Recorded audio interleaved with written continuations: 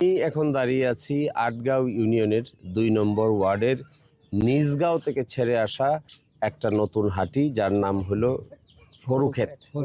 এখানে প্রায় ৩০-৪০টার মতো বাড়ি বসবাস করেন, কিন্তু এদের কোনো কারেন্ট নেই, ইলেকট্রিসিটি নেই।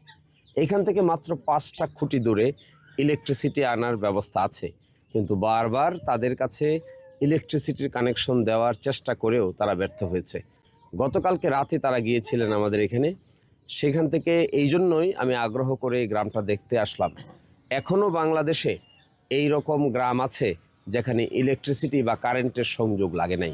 কারেন্টের সংযোগ না লাগলে তাদের বাচ্চারা কি করে লেখাপড়া করবে, কি করে তারা একটু আলোতে জীবনযাপন করবে? এখনও কুপি বাতি দিয়ে জীবন চলে, আর পুরনো আমলের সেই চুলায়। এই জায়গায় যারা প্রশাসন আছেন, যারা পল্লী বিদ্যুৎ এর অফিস আছেন, আমি তাদেরকে আহ্বান জানাবো, দ্রুত আপনারা এটা সফর করবেন, এদের সঙ্গে কথা বলবেন, যে কয়টা খুঁটি লাগে, যে ব্যবস্থা লাগে এই ব্যবস্থাটা করবেন, করে এখানে দ্রুত ইলেকট্রিসিটি কানেকশন দেওয়া প্রয়োজন। এরা অন্ধকারে জীবনযাপন করে, এরা এখানে মাইকে আজান দিবে যে তার জন্যও কোনো ইলেকট্রিসিটি নাই। আজও বাংলাদেশে এরকম অবস্থা আছে, এটা ভাবতেও অবাক লাগে আমাদের। আবার এই ইউনিয়নে আমার বাড়ি, আমার নিজেরও লজ্জা লাগে, নিজেরও শরম লাগে যে এখনও এই ভাটি বাংলার মধ্যে এই হাওর অঞ্চলে এমনও গ্রাম আছে যেখানে ইলেকট্রিসিটি লাগে নাই। আমি একবার চ্যালেঞ্জ আকারে নিয়েছিলাম শাসকাই সহ 5টি গ্রামে ইলেকট্রিসিটি দেওয়ার।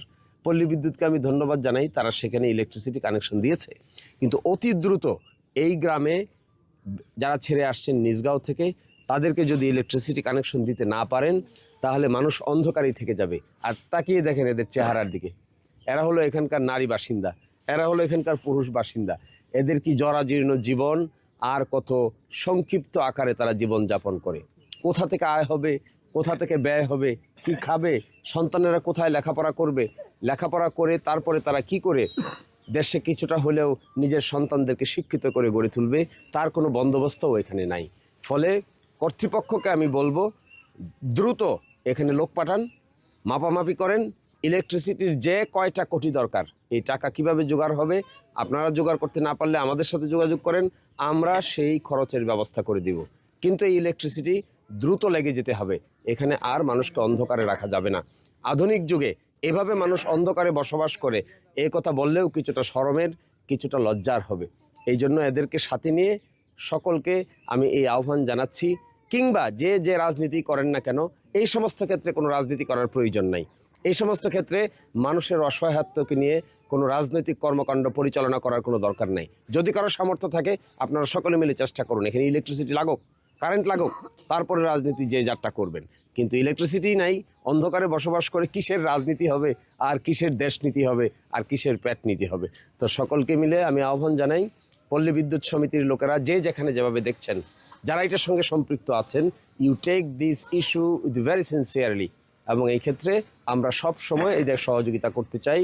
দ্রুতই করেন এটা, প্রয়োজন হলে ইমার্জেন্সি বেসিসে লোক পাঠিয়ে এটি ব্যবস্থা করা দরকার। আর তারা দরখাস্ত করেছিল, আমাকে বলেছেন, কিন্তু সেই দরখাস্তটা নিষ্পত্তি মনে হয় এখনও করতে পারেননি। যদি না করে থাকেন তাহলে দ্রুত করেন, আর যদি করে থাকেন তাহলে দ্রুত এখানে ইলেকট্রিসিটি কানেকশন দেওয়ার ব্যবস্থা করেন। খরচের দায় দায়িত্ব আমরা সকলে মিলে ব্যবস্থা করব। এই ব্যাপারে আপনাদের মাথার কোনো হেডেক থাকবে না। সকলেই ভালো থাকবেন, সকলেই এই দরিদ্র মানুষদের জন্য কাজ করার জন্য এগিয়ে আসবেন। এইটাই হবে আমাদের আগামী দিনের রাজনীতি। আর বাকি সব কিছুই ঠেলাঠেলি হবে, কিন্তু এই জনগণের ভাগ্যে শেষ পর্যন্ত শূন্য ছাড়া কিছুই জমা পড়ে না। ধন্যবাদ সবাইকে, সকলেই ভালো থাকুন। আল্লাহ হাফেজ।